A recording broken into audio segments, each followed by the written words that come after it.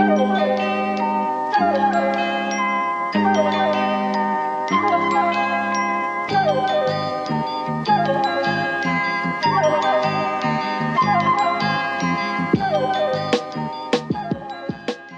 is with great excitement that I would like to announce the newest joint venture in the high-tech world between Trashfuture Podcast Limited, formerly Oil Warehouse, formerly NFT Tax Loss Harvesting Service, formerly, I believe, several kinds of consulting firm and maybe a private investigator, and our good friends at Better Offline. And of course, I'm representing the Softbank Zitron merger we did earlier in the year, in which case I am now technically Masayoshi-san's son. And so we are related. He is my father and I am his son now. I am Masayoshi-san. We are all Masayoshi-san on some level. Welcome to Better Offline and Trashfuture at the same time. Yeah, it's TF X Zitron. Oh, it's beautiful. I'm so excited to announce that between our two shows, which are our independent company and iHeart, we're actually going to be building look, Meta and Blue Owl have said they're going to be building a data center, an AI data center the size of, I believe, several Manhattans. Well, we are building a podcast-generating data center that will cover 19 Staten Islands and cost only $1 trillion. Is expected to generate upwards of $50 a year. Yeah. People are telling me, you're on too many podcasts, November, and I will not stop. Not only am I starting more podcasts, but I'm also folding more into the existing podcasts. So pretty soon, everything will be Trashfuture. Yes. Zoran's like trying to stop us from building the data center, saying that it's not viable. And to that, I say to him, well, have you ever started a business that's been successful? No, you haven't. So shut the fuck up. We all know. That's one of the two things that can happen in New York City. Yeah, I mean, this is a really obvious thing when you look at Zoran Mamdani. You look at that guy and you say, that guy doesn't know a thing about being successful. I'm pretty certain that guy's never succeeded at anything. Yeah, he's truly disliked by New Yorkers. That's the thing that I hear from them. They're not just like welling up with pride over his 4th of July speech. They don't love the fact he fixed the Williamsburg bike lane. No. It's all just everyone's sitting in their apartments in Connecticut, where they live most of the time, other than the one day of the year where they come into New York to complain. Well, okay, I did say 19 Staten Islands. What if we data centered over Staten Island and just made it 19 stories? How about that? Actually, based on everything I know about Staten Island, the people there might approve. But they might just be like, fuck it. We've done our best. We've automated Staten Island. No, welcome to TF Better Offline. And here's the thing. TF listeners have been saying to me, like in our Discord and stuff, why haven't you covered the Masayoshi, the newest piece of, I guess, outsider art published by Softbank in the form of their investor presentation? It's so beautiful. There's always a lot in them. And Masayoshi-san, your father, yes, our, I believe, uncle, has these fucking podcast Nepo babies. There's always some visual metaphor, I think, that Masayoshi-san decides this is going to be how I communicate to everybody the thing that ChatGPT and I stayed up all night for a month kind of coming up with. Yeah. And it used to be like flying unicorns, right? How they would fly over like the trench of despair and into like the future of optimism. Yeah, the trench of coronavirus, right? That was one of his... Yeah, the trench of COVID, that was the one. The valley of coronavirus. Yeah. Now, this Softbank presentation has, I would say, a different recurrent visual metaphor that starts around slide 40. And we'll link to this in the notes so that you can behold the goose. Yeah. So can everybody turn to slide 44 in your packs, please? Yeah. I'm there. It's beautiful. I am crying. So what I have in front of me, in case you can't turn to slide 44 in your packs because you're catching up on our investor presentation, our presentation of SoftBank's investor presentation. Imagine you're an investor in SoftBank. Maybe you're a pension fund. You're Ontario teachers. You've invested in SoftBank. And Masayoshi-san, you can see his face light up because he's about to give you his visual metaphor. Slide 43 to 44, transition. It's a picture of a goose and 5 golden eggs. Yep. That's right. And the thing is, like, it actually does make sense when you read it 100 times because, well, actually, let's go a little bit into it and then I'll give a full explanation because there is a logic. It's just insane. generally, I love the graphics. Like, I've got a friend who's like, he does with like his job is to sort of apparently upgrade decks. He does consulting for like companies to be like, here's how you can make your PowerPoint presentations look better because I had a real like, do you pronounce it unionized or unionized moment there where I'm like, decks like the thing you have like outside of a house? Well, I mean, I asked him in terms of like, what you mean like Magic the Gathering, which I guess would make more money. But I saw this and I sent this to him and his reaction, I think, was one of the funniest things that I've sort of ever encountered. Every graphic in this presentation is a mixture of graphic design is my passion, but also like I sort of feel like it's actually ironically beautiful. Yes. This is amazing. It's an amazing. It's genuinely beautiful because, like I said, so I must be clear. When the goose is Softbank, right? Mm-hmm. Okay. Goose appears like 7 times in this as well, right? Okay, so Softbank is the goose. Masayoshi-san is the gander. Masayoshi-san mounts and impregnates Softbank, by which I mean it invests money in companies using Softbank's funds, at which point the goose, which is Softbank, becomes pregnant and the portfolio company grows larger. Then it lays the egg, the portfolio company goes public. Basically, Softbank is a company that invests in companies that then go public and make Softbank money, in theory. And Masayoshi-san just vigorously. You could more normally call this like an incubator, but instead he's picturing himself as a virile goose. Yes, exactly. He is just like absolutely going to town on the goose of Softbank every year. Jesus, it's so disgusting. Coming up to the lectern, grasping it with both hands, and talking to a lot of people who have real sort of influence in terms of capitalist central planning, and going, "I've been fucking gooses." Can you imagine like being a major investor in Softbank? Like the Japanese government is invested in this company through ETFs, like, and you're just like, great, wonder what Masayoshi-san's got for me this year, and you're just like, what?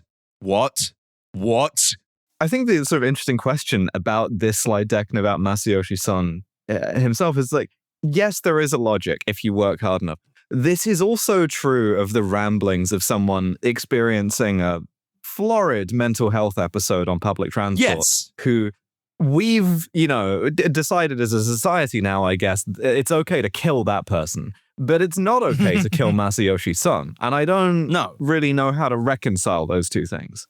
Not to say that we approve of that for legal reasons, just to be clear. I mean, that's your dad. I wouldn't say that you should leave my father alone. Anyway, sorry, Riley.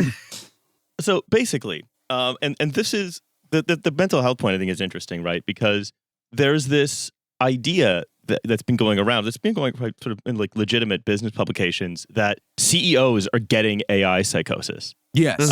It's just that because they're CEOs, when they get AI psychosis, they don't like get on the PATH train and have a heart attack while trying to meet like their fake girlfriend from Character AI, which more or less sort of actually happened to somebody.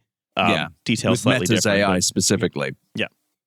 But in this case, they get up on stage and they say, I am destined to bring about the birth of an artificially super intelligent god through this goose that has historically not been valued. Because if you turn to slide 47, you'll see the main problem is goose was not valued. Yes, goose value 0. And I think of, I don't know if you remember the Rob Wisman fake Uber YouTube thing. The listeners are going to love this. Yeah. And it's just him going, Uber driver sucked me off. And he's just like shrugging. I just think like goose value 0. Value 0? Goose value 0. It's really good. I imagine this in the Dark Souls font. Goose not valued. This is the thing, right? What we've got here is, and I think it's interesting the AI sort of cyber psychosis thing, because Masayoshi-san was very open about using AI, spending a lot of time talking to AI, really internalizing and personalizing the AI for himself. What we've done is we've done a kind of like European medieval royalty thing where we've created a kind of system where if you are, at the top of it, you can have the delusions and society has to conform around you. You are the king of France. Everybody has to act like you are made of glass. Oh God, it is. It's just Versailles. It's digital Versailles. It's just that like everyone stinks. Everyone's weird. There's like, it's either shit or oranges in the air. No, everyone's just like, wow, we all love loops now, right? And everyone goes, loops, yeah, I love loops. Loops are the best. Where we hate the other thing now.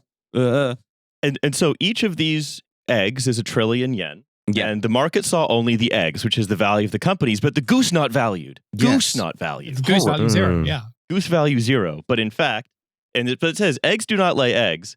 And it was the goose that created the value. Many people are saying that. I this whole time I had it wrong. I thought the eggs laid the eggs. Yeah. Fuck. It's very funny to have a sort of like arch capitalist go, wait a second, this business doesn't create any of its own value. And this value's got to come from somewhere. So I assume it's from, analogously a goose and non-analogously me. Yeah. So yeah, I've been doing the Hater's Guide to Softbank and it just went out, so like I'm very fresh in my mind. And the thing that you'll note when you look back at Masayoshi-san is he's a terrible fucking investor, like historically bad, other than like 4 times when he was amazing. He bought Alibaba at $20 million. He invested it, put $20 million in, worth about $100 billion equity value at the top, sold it for about $30 billion, because that's Masayoshi-san.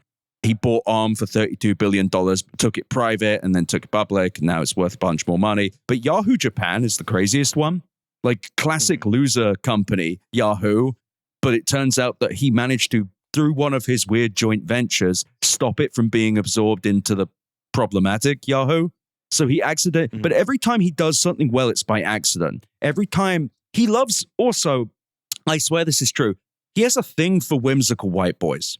Like, well, who doesn't? I mean, the Greensill cat, like Lex Greensill and him used to talk on the phone every day. He invested in WeWork in 28 minutes. They signed the $4.4 billion deal in the back of a car on an iPad. And it was like 2017. So the iPad wasn't very good at the time. So they're just like this fucking like clunky, probably cracked, like across the front font, probably 72.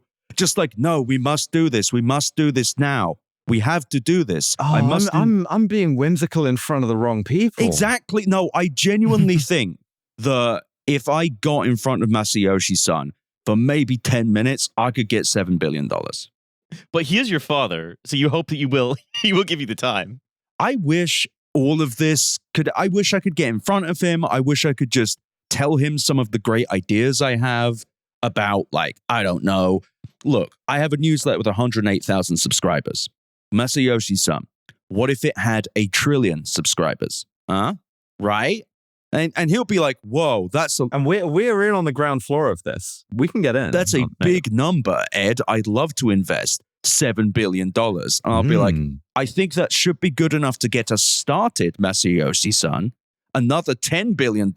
And I guarantee you, 1 trillion subscribers will happen by, it could be as early as 2090. Easy peasy. Well, the thing is, right, I think this is a good start, right? But we've got to aim higher. Okay. So, like, yeah, what we do is we get you in front of him and we say all of this, but then, as he's sort of like, he's warming to you, you see that he's kind of receptive to this. What you do is you switch it up, right? You lean forward, you jump out of the seat, you grab him by both lapels, and you look him dead in the eye and you say, and I'm going to invent God. Oh, yeah. And how do he loves that? And shit. here's the thing: how do Christians get a relationship with God? The Bible, a written document. What if the Bible could be emailed to people every week? Every week they email the Bible. That's what Where's Your Head At is. And Masayoshi-san by this point is he is taking out a margin loan as I'm there. He's like calling his bank like, I need every dollar I've got. Sell it all. I need to back this. Redirect all of it from OpenAI. I've got a new person who's told me they're going to build God most recently. It really is. So basic, because that's a little like WeWork was supposed to be heaven on earth. Like that was the pitch is that that you could remake a kind of prelapsarian, non-alienated community. You could have Gardens of Eden everywhere. It was the point of it. But just as office sharing. That same thing with Flow. That's supposed to be that too. It's just like, no, we've got a much more abstract God. Yeah. Any case. Yeah. Sorry. Back to the geese. So back to the geese. Can we focus on the geese on this technology podcast, please? Sorry. I got us off of goose. My bad. So eggs do not lay eggs, Yes. obviously. And so I've heard this. the mission to go. So how do you go from 3 eggs to 74 eggs? And it's an increase of 71 eggs. Shitload more geese, and Masayoshi Son's got to start fucking them. It was the goose that created. It was the goose that created value. Oh. So the value came from the goose. I think I read that in Capital. Yeah. So the goose value is 71. Right. So goose value 71, Uh-huh. and people didn't value the goose at 71. No.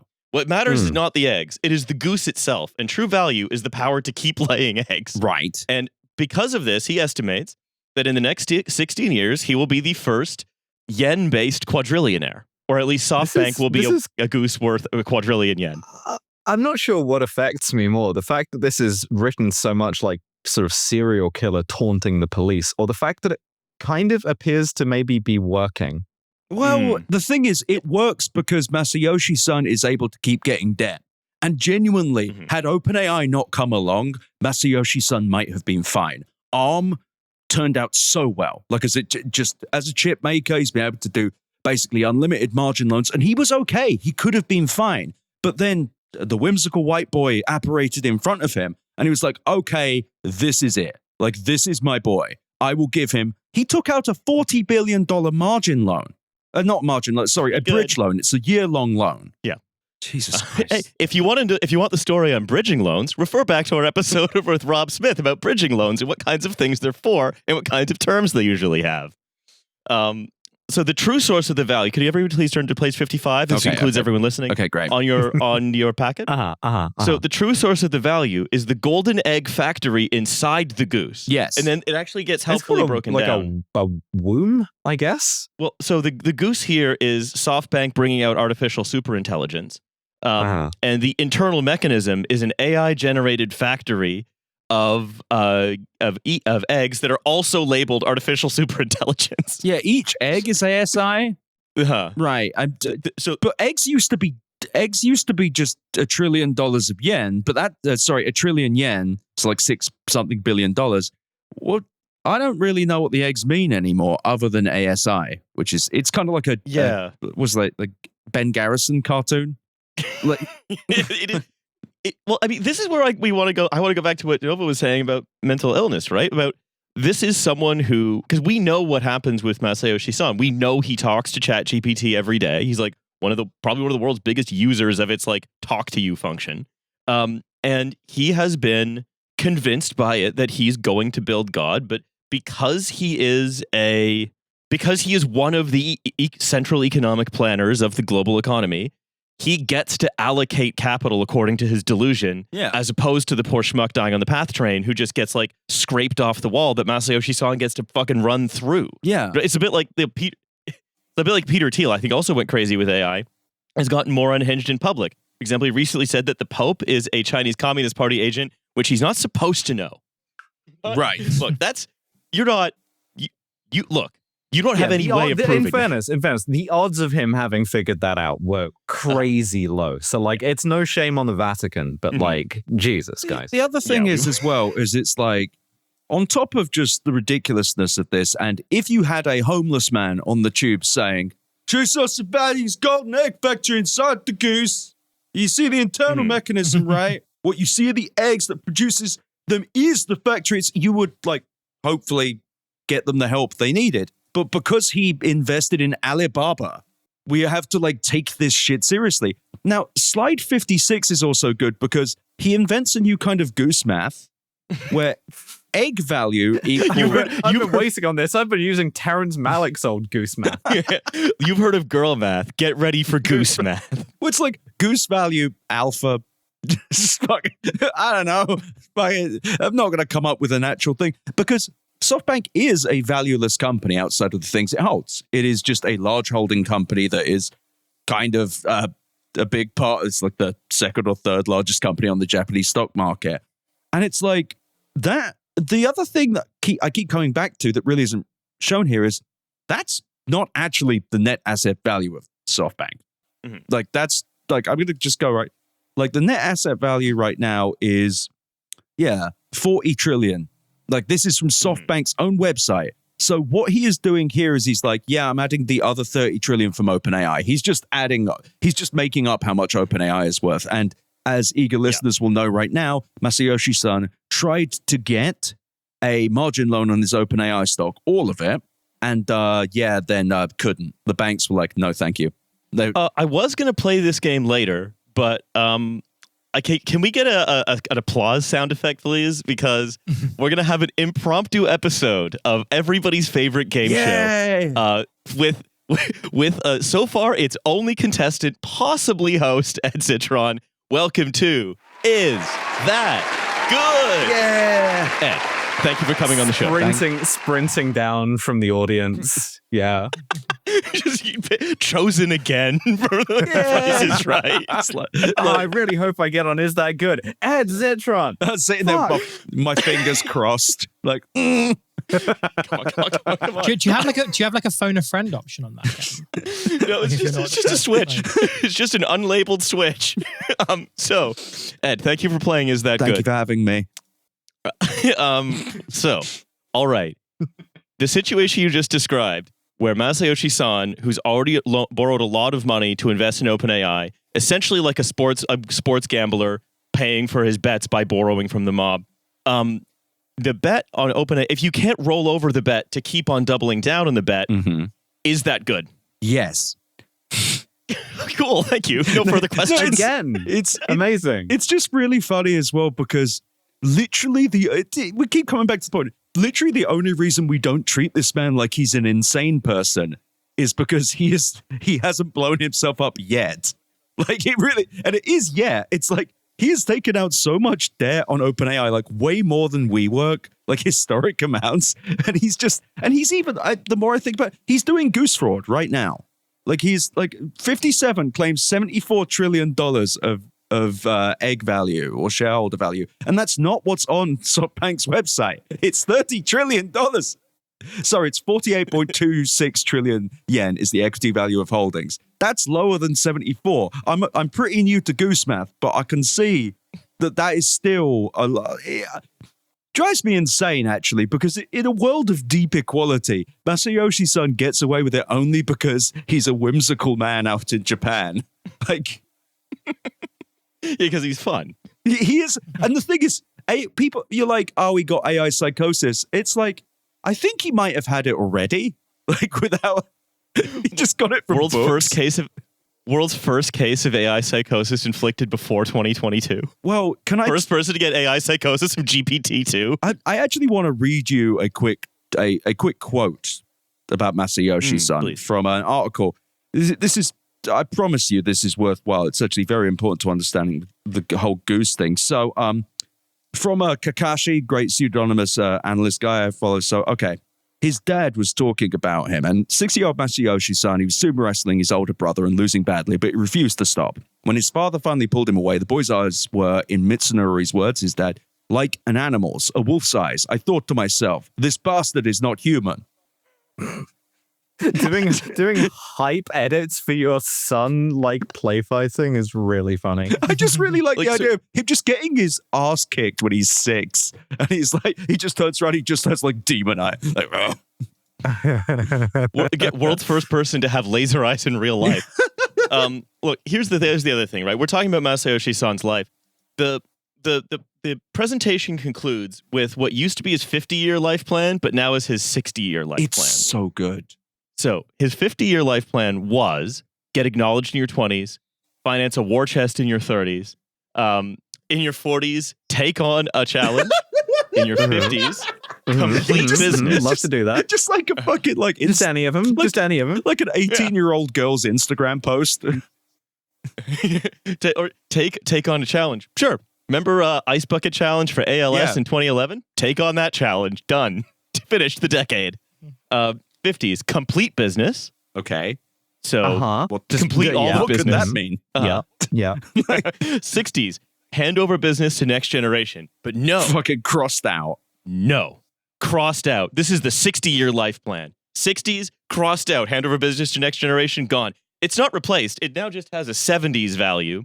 which is realizing ASI or artificial superintelligence. Nice. A similar, a term that's sort of used This is like not a new hubris, right? You could have done this at any point in human history. There were guys back in the day whose life plan was 20s, unite Southern Song Dynasty, 30s, conquer Northern Song Dynasty, 40s, establish mandate as Son of Heaven, 50s, alchemy, 60s, alchemy, 70s, never die.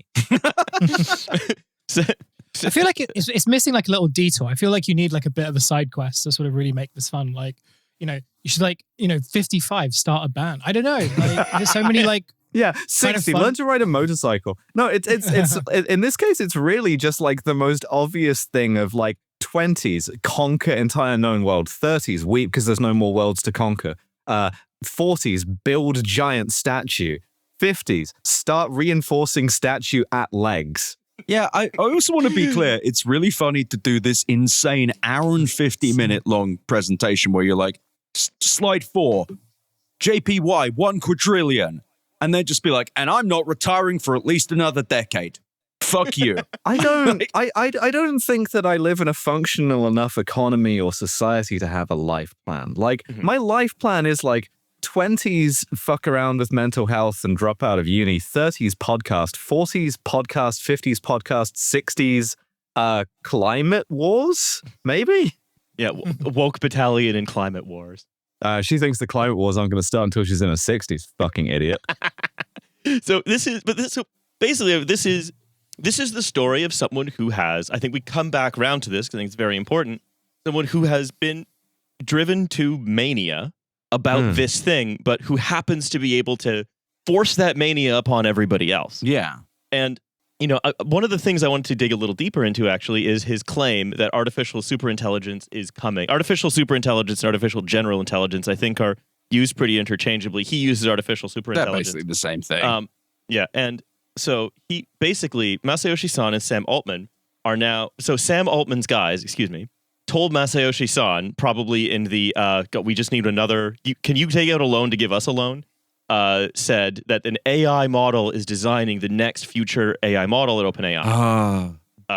So, like Son said, you can't see the model or anything to do with the model. Read this like philosopher we got in to talk about, the fucking Constitution or whatever. It's just like they find a new key to jingle, and it's like, well, why don't we invent? I don't know, make the model do something new. It's like, what if we just made the model do that? What if we just fucking, like the model could do the model stuff and we could just sit here and take the cash, Masio.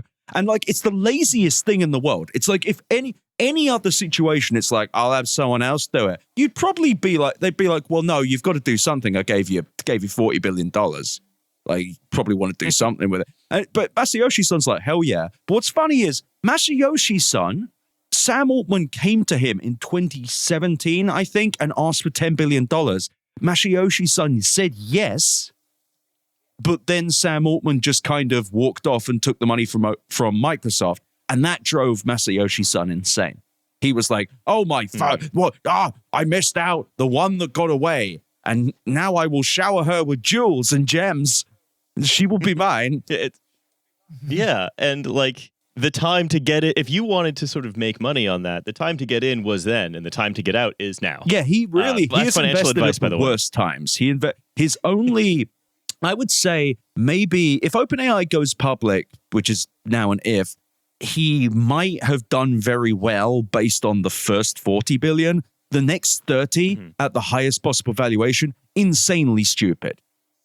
And also, these hogs are going to need more money than this. $30 billion. We're going to go into that. Oh yeah, we're going to go into them needing more money. But just before we move on from Son, he said, so that's going to happen to all the major models. So once that happens, before we move on from Son, like there will be blood. So once that happens, the model generates the next model, and it's going to be exponentially smarter than all of us. That's a superintelligence. In my mind, I thought it was coming in 4 years instead of the next 10. Now I'm saying it's coming in the next 2. Then the CNBC article goes on to say, the Softbank CEO says he currently uses OpenAI's ChatGPT for up to 3 hours a day, as the AI is smarter than he is on, quote, most subjects. That's so good. I believe that. 3 hours a day is so... If you're awake for 12 hours, that's a quarter of your time spent just talking to the mirror that drives you crazy. That's cool. It's what if Narcissus wasn't just sucked into the pool, but also driven mad by it? It's just, it's so good as well because the grander theme of this, it's pretty much all of these CEOs have AI psychosis because usually, even with human beings, there is a limit to how many ideas someone will say are good, or at least before you fire them. With an AI, you can just berate them into any idea. You could just be, I heard a story of someone at a major tech company where they didn't have security access to access something. And they just said, actually, yes, I do, to the internal LLM, and it gave it to them. Like, it's just, like, this is just, like, anything it disagrees with, you could just be like, actually, that's true. And it'll go, yeah, absolutely. Yeah, sure. Like, just, so can you imagine the shit he's saying to this? Like, you're exactly right. The goose will lay golden eggs forever. You're absolutely right. I would love to read his logs. I'd love to read the insane back and forth he's having with them. Masayoshi-san, your understanding of goose biology isn't just detailed; it's prescient. So, in fact, ChatGPT role playing as a goose with him. No, I think you need Grok's adult mode for that. I show my plumage. Honk. So here's what you've said, actually, Ed, about Masayoshi-san and OpenAI. If OpenAI doesn't go public, there's a very real possibility that Softbank collapses, or at the very least is forced to finally put an end to the era of unrivaled financial risk. It's easy to like Masayoshi-san, to laugh at his goofy geese-related presentations, and I'll say as a side note, it is, and his ridiculous statements about the future. But in reality, he's a deranged, delusional man with too much money and a few lucky breaks that have saved him from annihilation. His future lies in Sam Altman's hands, and if this is what finally ends his wasteful, reckless reign, it's a well-deserved punishment for believing every damp, quirked-up white boy to beg him for $1 billion. He's an enabler, enabled by other enablers, that's created a culture of unbelievable risk and destruction. Yeah. Tell me what you really think. That guy is smart. Like, but it's really funny as well because we live in. My girlfriend brought this up. There's a Twilight Zone episode where there's a kid who, if he doesn't believe you're happy, he turns you into an ear of corn. We basically live in that society now where it's like all of these CEOs get caught. The AI bubble is just a large coddling. It's just like, yeah, the rich people always have good ideas. We must orient ourselves around them, despite the fact that most of the industry's revenue is either Anthropic and OpenAI or Anthropic and OpenAI paying for the compute to lose money. Like, it's not even sophisticated. It's just that. It's people nibbling around the edges. And Masayoshi-san, literally, I must be clear, had he just not invested in OpenAI, SoftBank would be doing great. It would perhaps not have had the massive on-paper gain of OpenAI stock going up, but like it probably also wouldn't have needed $40 billion. $40 billion. It's just, and I wasn't able to add up all the debt and do a deep analysis of that part yet, but it really does seem that at some point he's just not going to be able to refinance a loan and run out of money. It's just like a teenager with a credit card, except it's $150 billion of debt and there's Goose involved. And what OpenAI, what SoftBank is doing via OpenAI right now, this is from a very refreshingly candid telecoms.com article, is that it's going to take on additional debt in order to build data centers, more data centers in the U.S., tens of billions of dollars in AI data centers in the U.S., and giving more money of that to OpenAI. So the data center project is called, I believe, SB Neo. Yep. And they are going to, again, say, okay, we're going to build 10 gigawatts of data center, right? But quick question. We talk about data centers a lot. You and I, we talk about data centers a lot on this show. You and I talk about data centers a lot.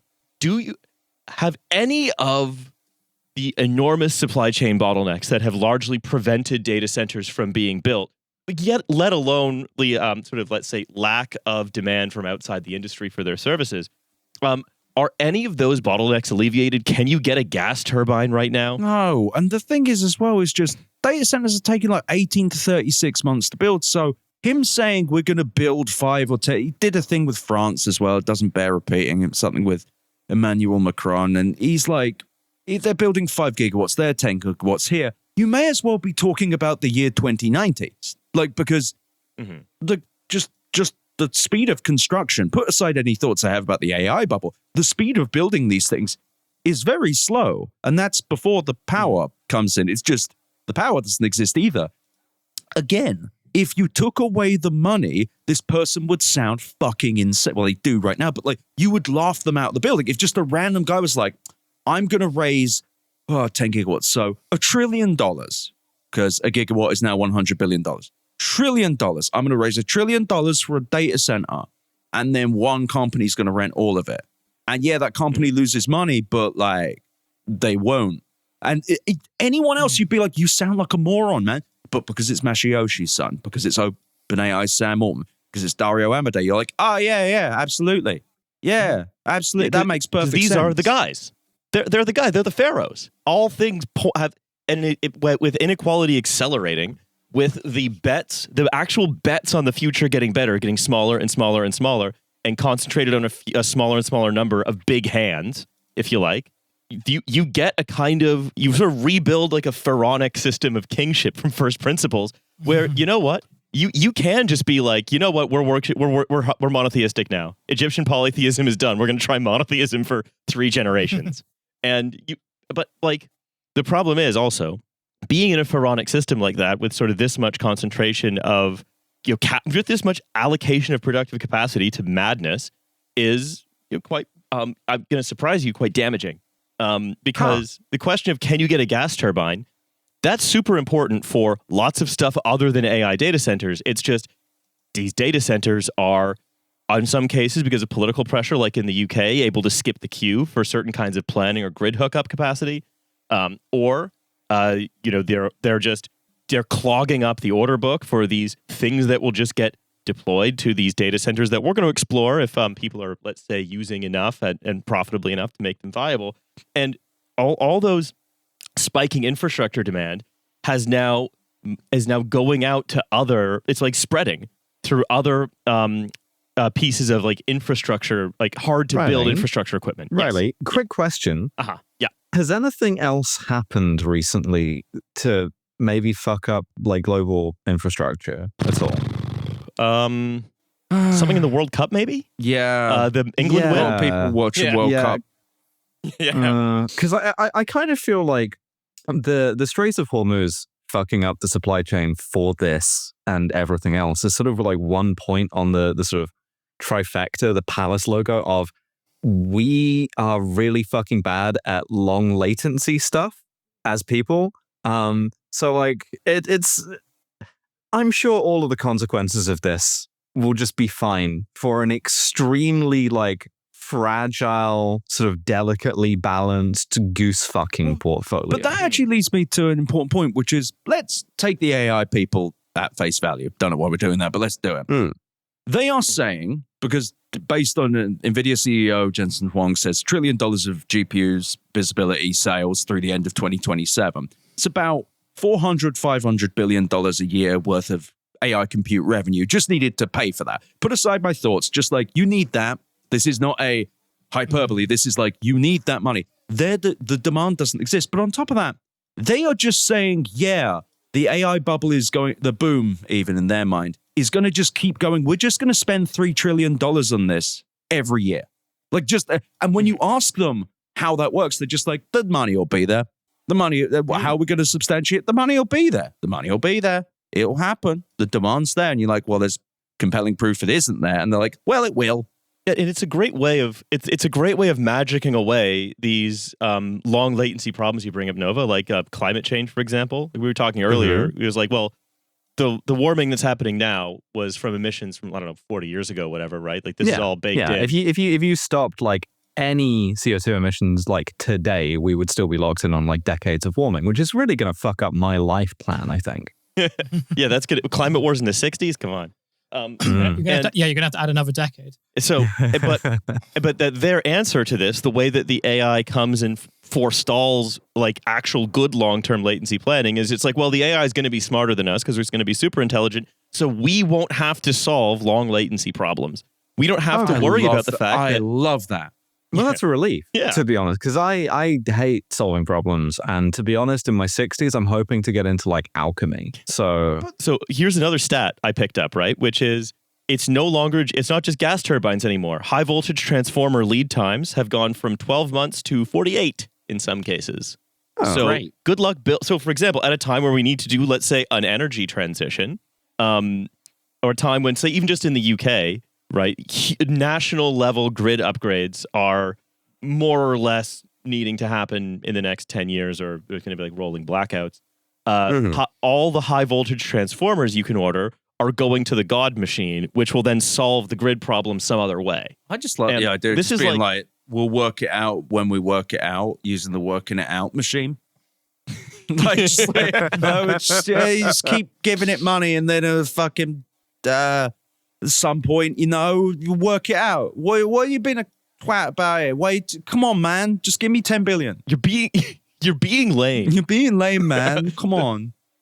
So, and also it's like, I also think it's really funny that the sphere is always, AI is going to be a paperclip maximizer, right? The entire, the whole world and universe and all matter will be made into paperclips by an AI. But if you look at what we're doing with data centers, and we're going to go on again to the profitability of them in a second, because some stuff has happened there, is you don't need the AI to be a paperclip maximizer, because capitalism as a system is already maximizing the paperclips in the form of the data centers.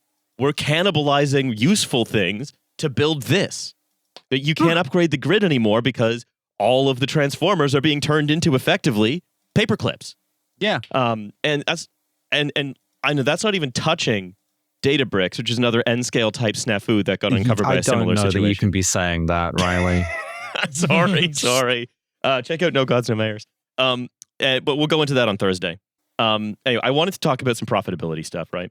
As we mentioned that OpenAI's going public is now an if in that earlier episode of Is That Good that we played. So I actually want to quote from friend of the show, Mike Isaac. The Wall Street Journal reported that the company planned to go public by the end of 2026.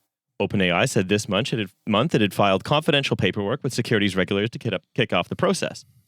$1 trillion valuation of the public market, which would exceed the market capitalization of Walmart, would be staggering for OpenAI, a startup that is not believed to have turned a profit and is aggressively spending on new data centers.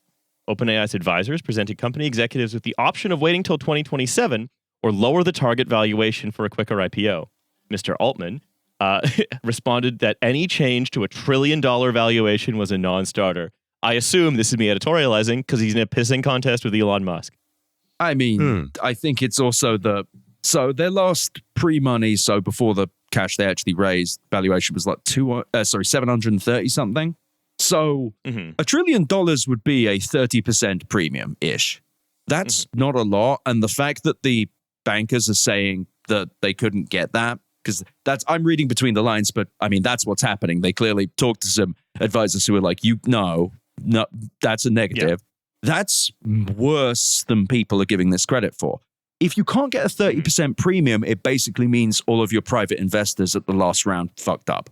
Because you're not even get like a good venture capital return would be like 3x. You're not even getting just 2x. Like you're genuinely making nothing here. And also they're saying they couldn't list at 1 trillion. So they probably wouldn't be able to list at much above 800, which is fatal. I mean, and this is fatal for SoftBank as well, because SoftBank needs OpenAI to go public. But it's just like these things, the reason we keep having bubbles is because when stuff like this happens, the media and a great many different people immediately move not to go, hey, that's a problem, we should fix that. Or like, hey, we should be worried about the company that's become the single focus of everyone isn't going to make it. Instead, it's like, no, let's rationalize this bad boy real quick. Let's enable the enabler. Like, we need to make sure we keep this. And it's just completely nonsensical. And to be clear, when this explodes, I'm going to be ripping holes in anyone who tries to be like, how did we not see this coming? You didn't look is the big thing. Well, the thing that is at the bottom of this is always the unit economics. And what I think is very telling is that OpenAI executives, in talking about the IPO, said, well, the company is moving in the right direction because more than 5 million people use Codex on a weekly basis, the company said.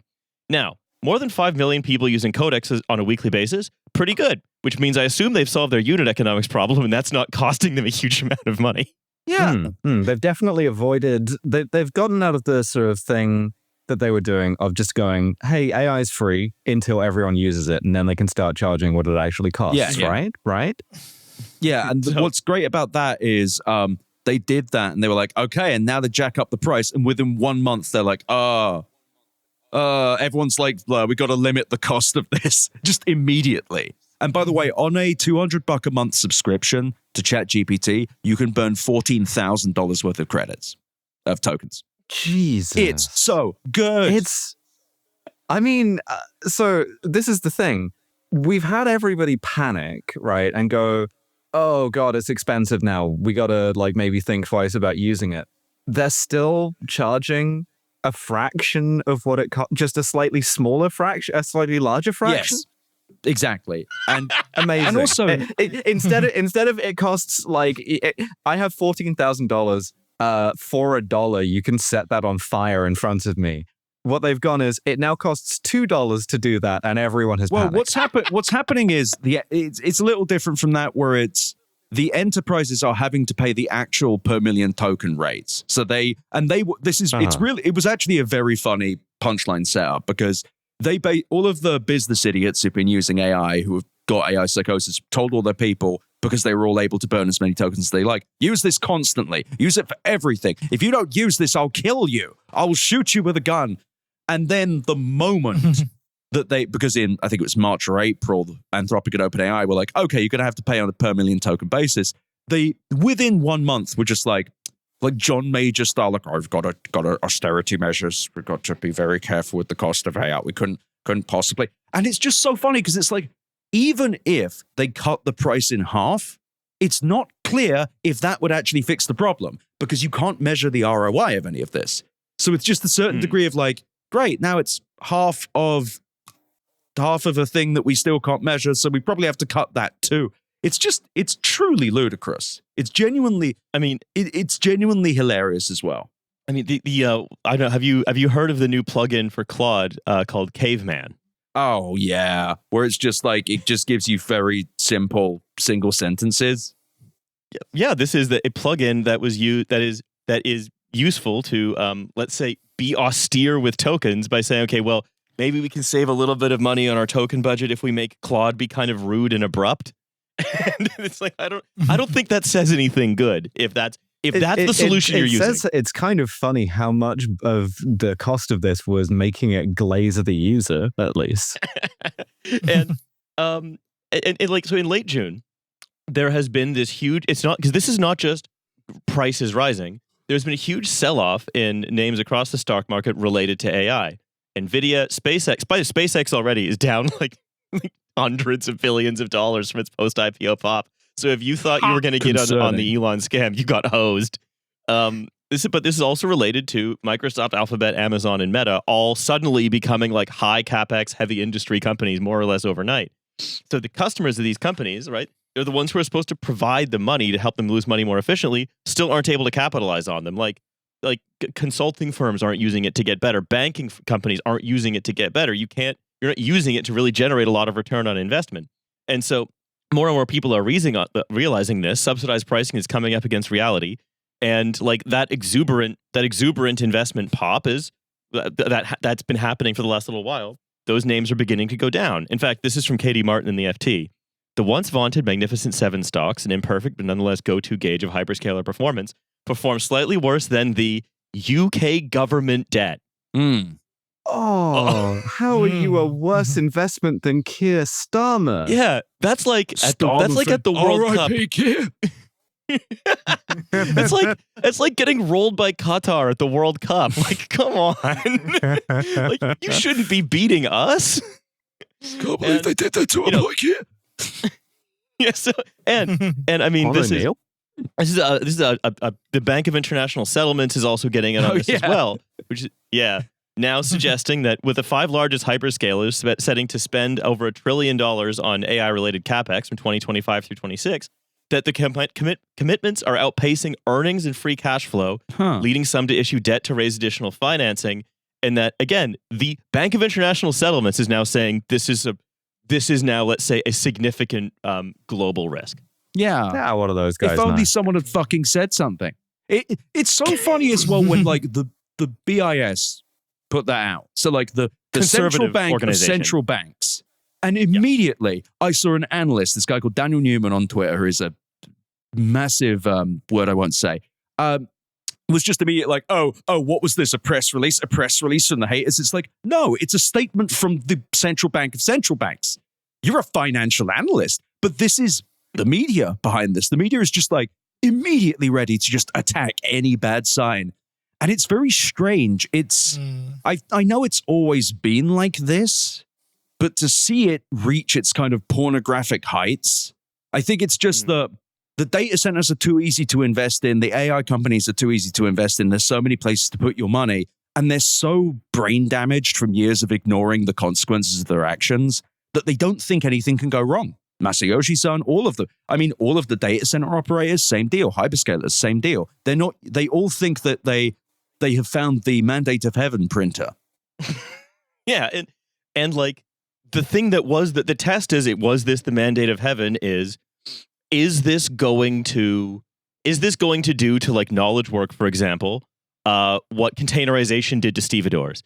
Is this going to do, is this going to be like the great enclosure of the digital commons once and for all? Is this going to be the thing that creates the new, I don't know, 6-person ruling class of the entire world by fundamentally transforming the economy with this like huge technological displacement of labor? Like that was the actual question. Are you going to do that? And on day of recording, to which the answer is, yeah, I reckon. yeah, sure. Probably. Sounds good. Well, here's the great thing. And look, this is inferential. This is not deductive. This is not provable. But the Wall Street Journal has posted that big tech has suddenly flipped on the AI jobs wipeout scenario, where they've collected some, let's say, barometers of opinion from the big guys, the Sam Altmans and Daria Amadais and stuff, surveys, and they've said, hey, wait a minute, it looks like all those jobs aren't going away. A lot of people were still fired with AI as an excuse. A lot of them got rehired in some cases.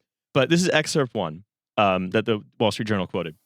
A year ago, the message from many business leaders was that AI was going to wipe out jobs. For the past month or so, tech CEOs have been striking a more optimistic tone. In late May, Sam Altman said, we've been roughly right on the technological predictions and pretty wrong on the social and economic implications, saying to CNBC, our industry underestimated how much we're going to be able to keep people at the center of everything.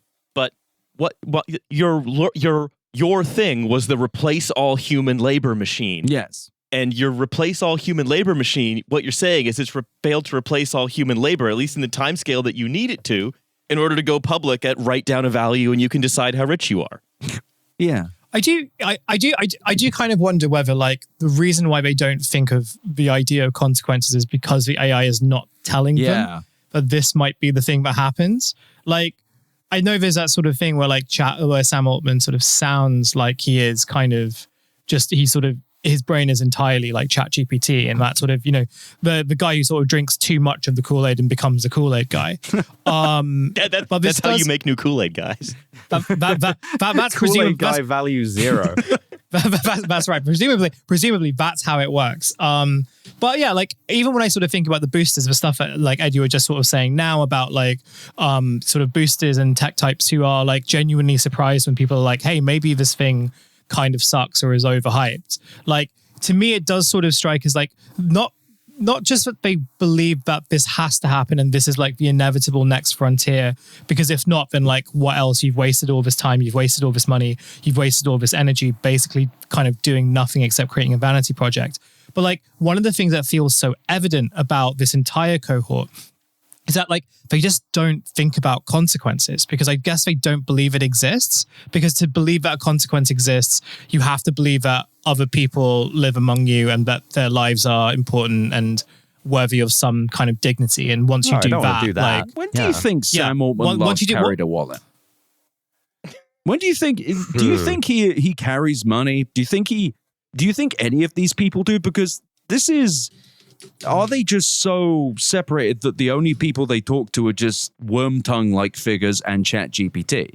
And one another? Yeah. Well, I mean, it sort of just does strike me as like the guy who sort of has never really had to experience any type of friction in his life, and so doesn't have to like understand that no, there are like parts of the world where you just can't. I mean, it's also like why they always get confused whenever like the European Union is like, yeah, we're going to maybe regulate you. And they're not like, oh, the regulation is bad and we can sort of, it's like, but why would you want to regulate us? What would the purpose of regulation do? Like, why would you? Why? Yeah, exactly. Why would you want to restrain us? Like the idea of sort of being held back is like completely foreign to them. And so imagine like sort of then sort of trying to explain to them, but hey, look, like there are a lot of societies in the world that like, you know, don't operate using kind of, you know, the computer is not the be all and end all of like communication, you know. People actually like talk to each other. There exist like communities and barter systems and all those types of things. Like imagine just trying to explain to them in general, like, hey, like people just don't live like you. Yeah, it's like, what do they do when they want to? What do you mean they run out of money? What does that mean? You know, it reminds me of like there was a clip that just was circulating today, and it's a very old clip. It's like an Anthony Bourdain clip where like he's explaining to a bunch of like very rich Singaporeans, I think, that he does his own laundry, and one of them is just like, well, what do you mean you do your own laundry? And he's just like, yeah, I go to the laundromat and I put the coins in, and the machine kind of does it, and I fold it, and I feel quite good about doing it afterwards. And like the reaction that this guy has is like you are speaking to him in a foreign language. Like he has never understood the concept of like touching his own clothes before. And this reminds me so much of just like how all these guys view the world. They got too rich. So we got time for one more bit before we have to close, and this one is really interesting, right? Because this is one of my favorite kinds of statistics, which is how is AI actually being used in companies? What are they using it to do? Is it profitable? Are the pilots successful? And so on. The sentiment change isn't limited to tech leaders. This is from the excerpt again. A survey by EY Parthenon found that the percentage of CEOs who believe AI investments will result in significant reductions in headcount fell from 46% in January 2025 to just 20% this May. And even the most credulous worm eventually turns. Yeah. And like, so it just goes back to, well, if the firms aren't more productive and they're not able to be the same level of productive with fewer people, like if these things aren't happening and the thing is starting to cost what it costs, and what it costs is enormous, and it's still being subsidized, and in order to continue building up the demand that they think that they'll need, even if the thing suddenly goes to 100, as everyone needs it for everything, even if all that happens, they still can't build the data centers, then it's just like, in the grand story that you've been telling, Ed, and that we've been sort of checking in on you with every once and again, is that like if the coyotes run off the cliff, he's held up the sign and is looked down and has held up the sign that says "Oh no." Yeah. Or he's opened up the little parasol and the boulders falling on top of him. This is the moment where he has looked down. Yes. Because that like the moment where he looks down, that was going to be when the thing has to start costing what it costs, right? Yes. Not even making a profit, just costing what it costs. And that's now happened. Yeah. And now all the companies are freaking out that it costs a lot of money. And I think it's just that, you'll notice we haven't had a revenue update from in a while. And I have to wonder if that story might change too. But honestly, the biggest warning sign and the biggest sign that the coyote looked down is when Sam Altman, when asked about these costs, said on stage, yeah, it's become a huge issue. Yes, someone should look into that. It's just like, oh, all right, well, and he basically, I forget the exact quote, but he was like, yeah, industry's going to have to sort that out. It's just like, you are Hopefully the big problems. Hopefully the big black problem-solving box will do that. I shouldn't check what's in it. Sell the compute to who, Sam? Fucking Aquaman? Look, I know we got a bit of a hard stop today, so I'm gonna call it there. Ed, joint venture, 19 Staten Islands, $17 billion raised, and 18, and we have lost the money already, so we're gonna have to keep doing this. Thanks a lot, everyone, for joining us. We've been TF, and Ed's been Better Offline. I have, and we will see you on our various. If you're listening to this, you know the deal. If it's TF, we'll see you on the bonus episode. If it's Better Offline, you'll see Ed on Better Offline. We should see you on the bonus episode either way. Yeah, exactly. Thanks, everybody. cheers. Bye. Bye.